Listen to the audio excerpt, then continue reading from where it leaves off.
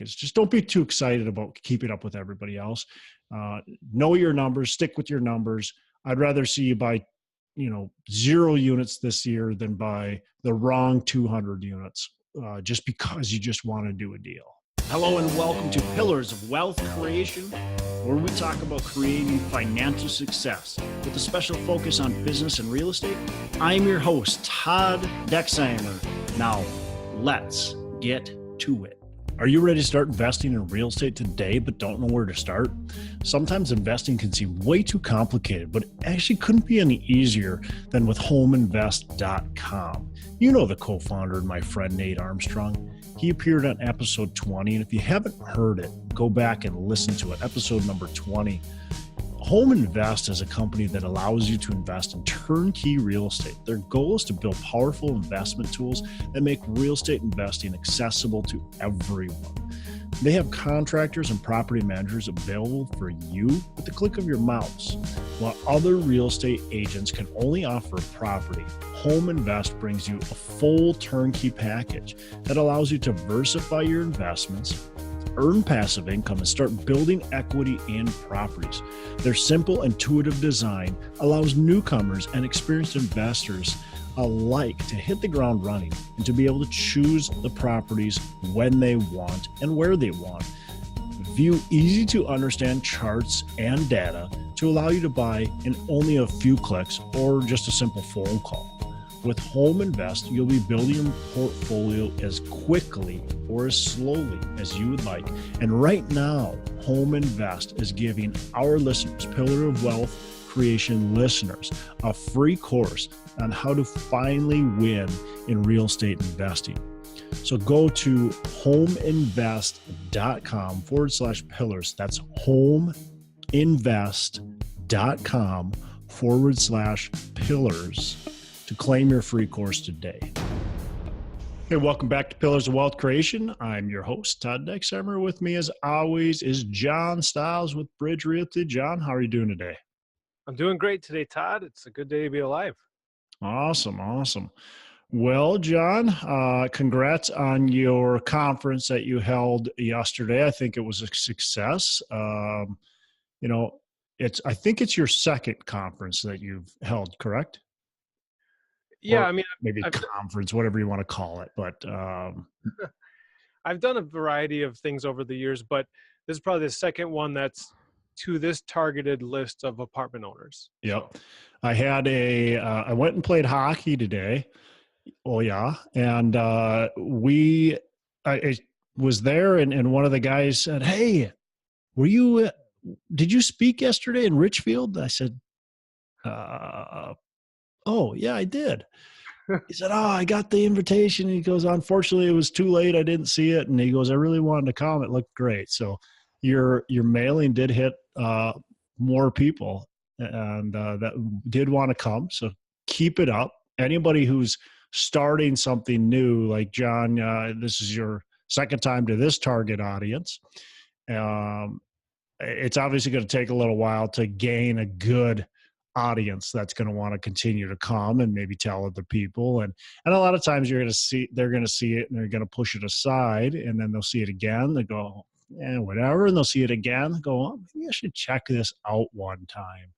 And that's when it's going to, start to go, is maybe not your first, second, third, or fourth time, but eventually your fifth, sixth, seventh, eighth time, you're going to start to really get it, and where you're going to probably have to be in a bigger space, I would think, and within the next 6 or 7 times of doing this, you're probably going to grow out of that space and have to go in a new space. But at least that's probably the goal, right? Is to try to keep on bringing value and education to people. Tell our listeners why you're doing this. What is it for? Yeah, well, that's what you said it right there, bringing value to potential clients and existing clients as well. Mm-hmm. And I think one of the people that attended it kind of summed it up best when he said, he's not thinking about selling his building right now, but because he came to the seminar, now he knows who I am. Now he knows who Bridge Realty is. And when it does come time to sell his property, he's not going to have to just kind of go through the phone book or, well, who knows what a phone book is anymore, but Right. search online or Search online. Yeah. Go through the online phone book. right. Now he knows Bridge Realty. Now he knows that I'm well connected with other players in the apartment space, um, and he knows who to call. Yep. So I would say that's the goal. And in the meantime, I'm hopefully providing lots of value. The topic that we covered yesterday was how to complete a successful 1031 exchange. And so I thought we had a really great discussion there. We brought in a qualified intermediary company who, those are the experts in the field that you need to go to when you're going to do a 1031.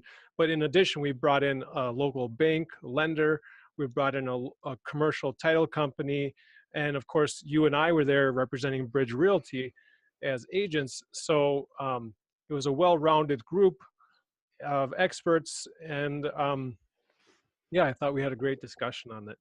Yeah, I think it was good. And like you said, you're bringing value, and it's not going to probably turn a client day one, the very first time. But anybody who's doing that, what you're doing, that shouldn't be the goal. Your goal is to be converting these people into clients, but it might be down the road.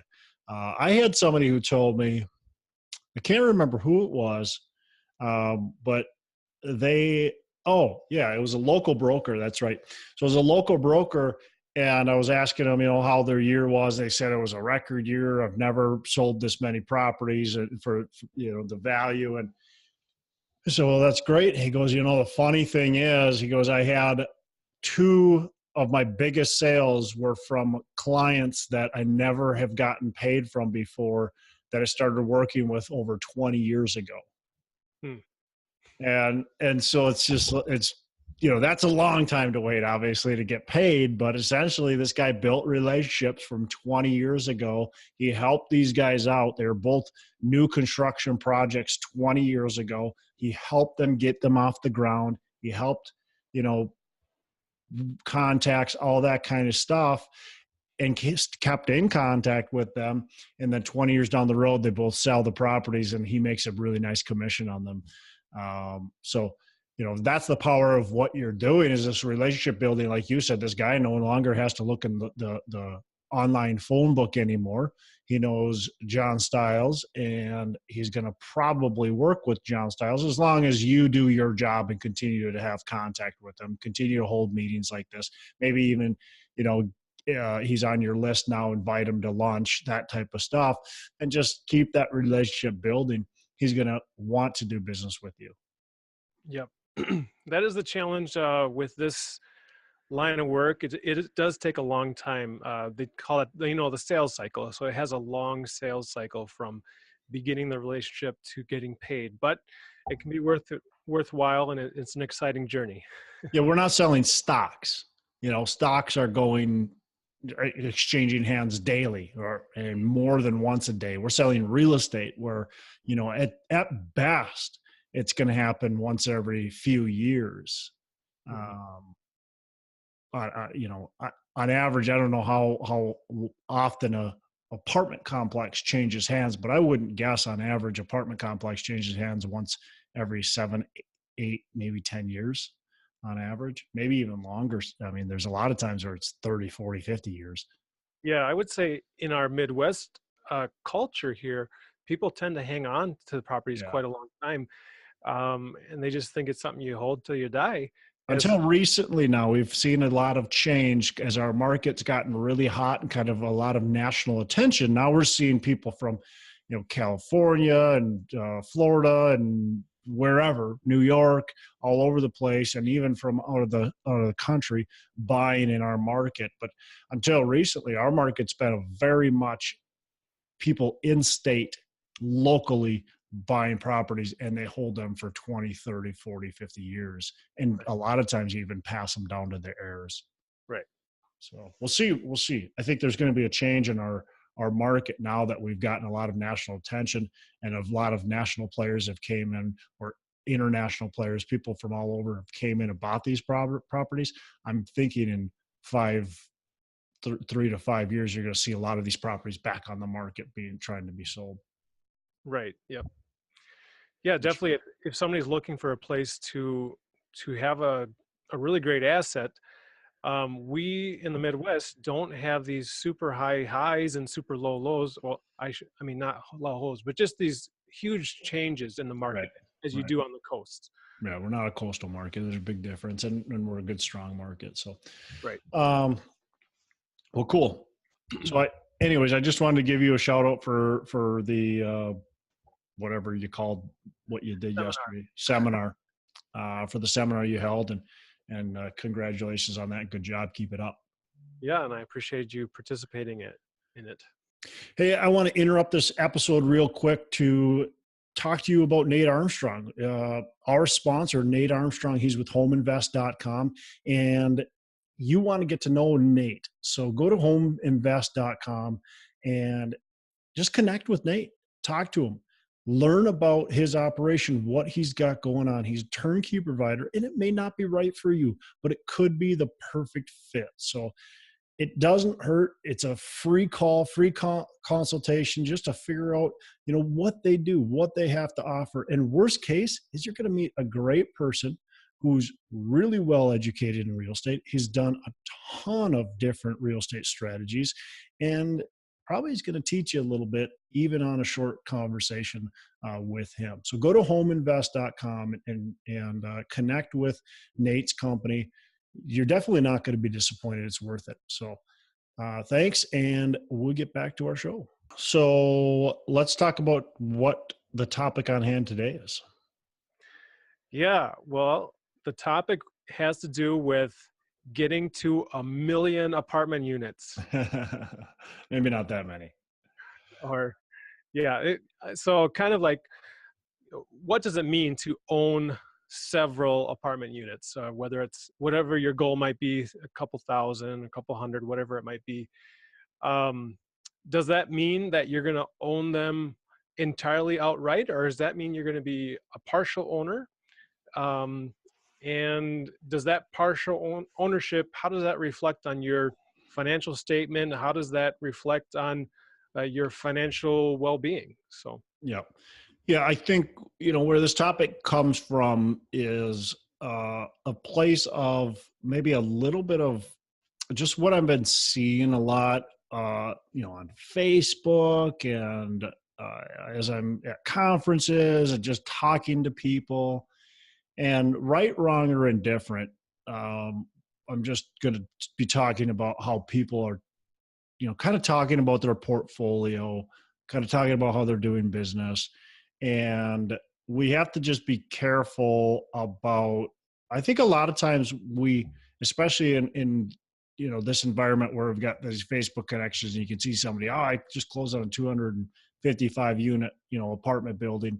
And we go, oh my gosh, why aren't I closing on a 255 unit apartment building? How are all these people buying these apartments, or how are all these people doing all this business and I'm not? And then we, some people get stuck in well, now I got to go out and buy something. And then they're not nearly as conservative as what they should be. They're not really paying attention. They're just trying to keep up with everybody else. And I think we're starting to see that more and more as this cycle gets longer and longer, similar to what we saw in 2002, 3, 4, 5, 6. As that market got longer and longer and longer, more and more people were real estate investors. When everybody, your uncle, your sister, your brother, your niece, nephew, your great grandma, everybody's a real estate investor. We really have to be cautious about it. And we just got to be careful about getting caught up in the frenzy, I think is kind of where this episode I wanted to talk about.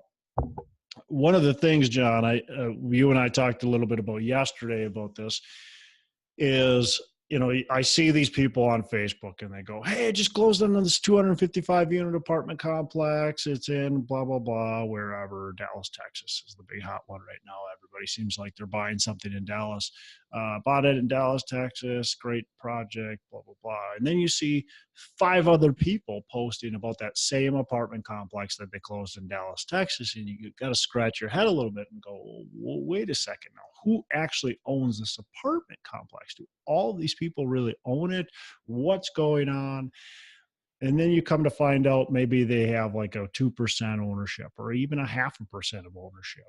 And again, I'm not trying to take away anything from anybody, because I would rather have a 0.5% of a 255 unit apartment complex than 0% of a 255 complex. So I'm not trying to say don't go out and buy part of an apartment complex, don't be part of a syndication. I think that's great. What I do want to say, though, is when you're looking at what other people are doing, you have to be aware of all the different ways to own an apartment complex. And because they said they bought a 255 unit apartment complex, does that really mean they own 255 units? I would say no. They own a 0.5% of 255 units. They don't even own one, or they own one, two units or whatever, whatever their ownership is. So congratulations to them, right? That's awesome. They're taking the steps forward that they need to, which we all should be doing.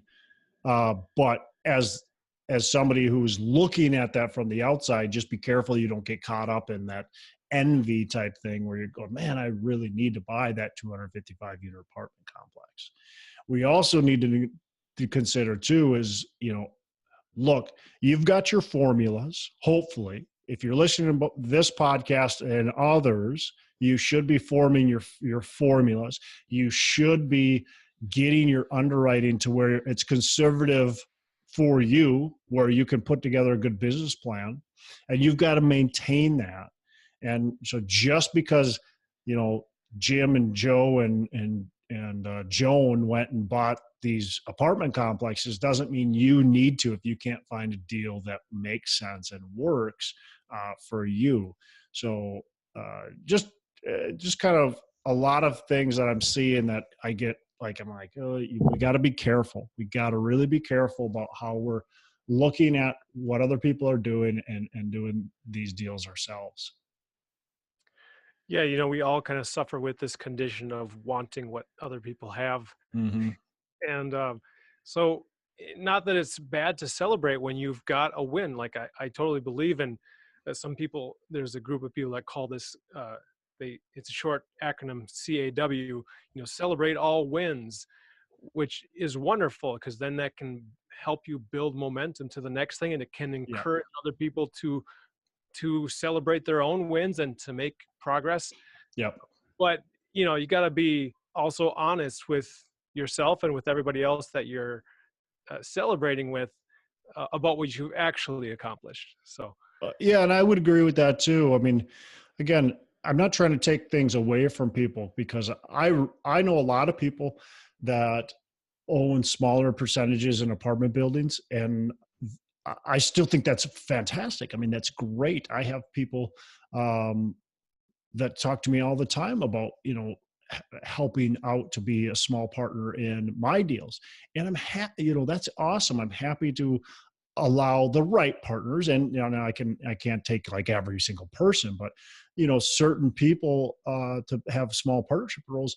That's great. I'm all for that. And I think that's fantastic to be a part of it. And I definitely encourage everybody to do that. Not saying like partner with me. I'm saying like partner with other people. I encourage that. But just, you have to know what, you still understand like what your ownership role is. That's like what we talked about yesterday, is like, I might own a few stocks in Apple, but I don't own Apple. Technically I do, right? Technically I have ownership of Apple because I have some stocks, but I don't own Apple. Like I can't tell the CEO what to do and what not to do. Right. So I'm not going to go on to Facebook and post that I just closed on, Apple and I purchased Apple. right. Well, did you really, or did you just purchase some shares in it? So Right. And that would seem there's a difference there. so absurd if you saw somebody posting and they're not worth billions of dollars or whatever Apple's worth, you know, hey, I just bought Apple. Yeah, okay, good for you.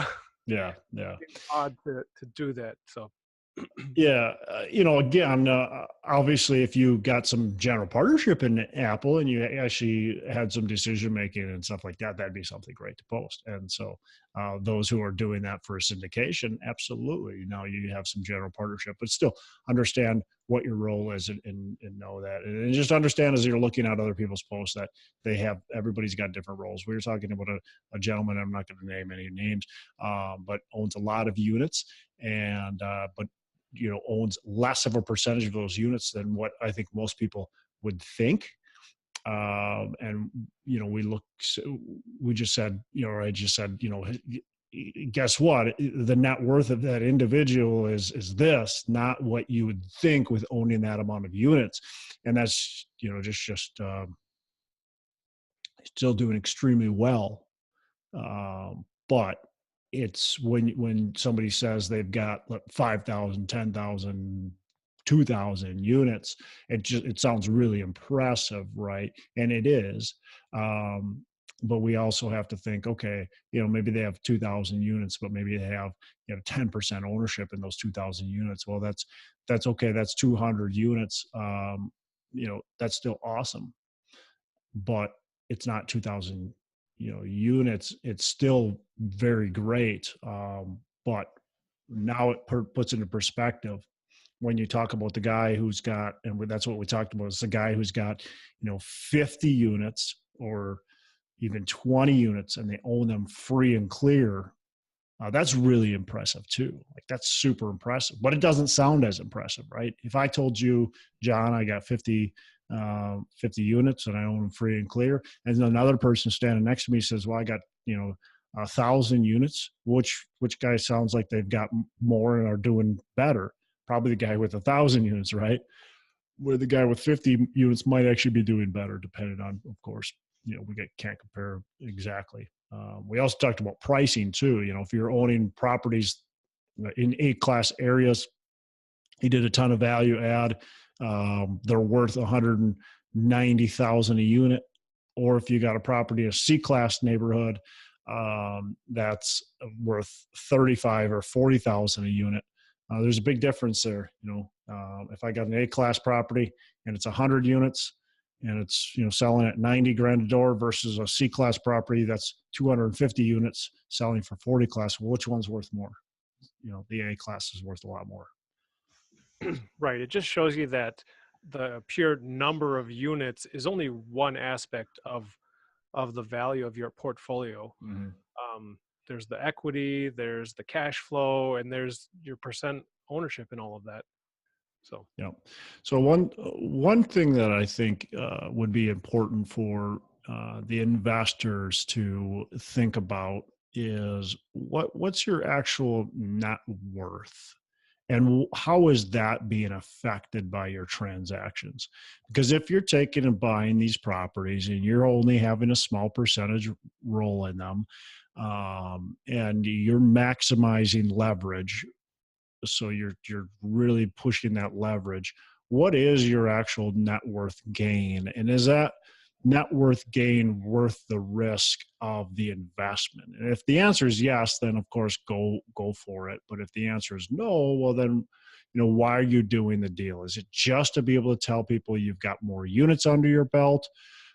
Which there is some value in that. I'm actually not going to take that away, but it's still, the deal has to work. There's no value in buying a 120 unit or 150 unit deal if the deal it ends up dying in the end. Then there's no value in that. But if it's still a good deal, there may be some value. But still, we got to look at the whole thing and the risk, and then that the important part is what's it doing to my net worth and income, I guess, too. right. Yeah, I don't know. You kind of summed it up there, so I agree. Cool. Well, I mean, I don't think we need to harp on it. Again, I'm not trying to tell people don't be a part of a syndication, don't be a sponsor, don't partner with people. I'm not trying to say that. I think anything you can do to get yourself in the corridor, and I've talked about that before, is extremely valuable. Even having 0.5% of ownership in a deal, even getting a fee for a deal and not being on the ownership group. It doesn't matter what you do, but just being a part of a deal is going to help get you further faster. So whatever you can do to be a part of a deal, I think is extremely valuable. But as I said, just be aware of, what that really means, and then what other people's, when they post, what that really means. And don't get too excited about having to keep up with everybody else. That's more the point that I wanted to make, is just don't be too excited about keeping up with everybody else. Know your numbers, stick with your numbers. I'd rather see you buy, 0 units this year than buy the wrong 200 units, just because you just want to do a deal. Yep. It's good advice. Can end up making some mistakes if all our focus on is just the number of units. So Yep. Well, cool. That's it. all right, short episode, but good stuff. For those viewers and listeners out there, we appreciate you tuning in. And if you've got any comments or feedback on this particular topic, we'd love to interact with you. The best place to do that probably is on our Facebook page, Pillars of Wealth Creation. And of course, you can put comments also on the YouTube videos. And we'd like to get your rating and review on iTunes. Awesome. Well, John, appreciate it. You have a fantastic rest of the day. Make every day a Saturday, man. Are you ready to start investing in real estate today, but don't know where to start? Sometimes investing can seem way too complicated, but it actually couldn't be any easier than with homeinvest.com. You know the co-founder and my friend Nate Armstrong. He appeared on episode 20, and if you haven't heard it, go back and listen to it, episode number 20. Home Invest is a company that allows you to invest in turnkey real estate. Their goal is to build powerful investment tools that make real estate investing accessible to everyone. They have contractors and property managers available for you with the click of your mouse. While other real estate agents can only offer a property, Home Invest brings you a full turnkey package that allows you to diversify your investments, earn passive income, and start building equity in properties. Their simple, intuitive design allows newcomers and experienced investors alike to hit the ground running and to be able to choose the properties when they want and where they want. View easy to understand charts and data to allow you to buy in only a few clicks or just a simple phone call. With Home Invest, you'll be building your portfolio as quickly or as slowly as you would like. And right now, Home Invest is giving our listeners, Pillar of Wealth Creation listeners, a free course on how to finally win in real estate investing. So go to homeinvest.com/pillars. That's homeinvest.com/pillars to claim your free course today.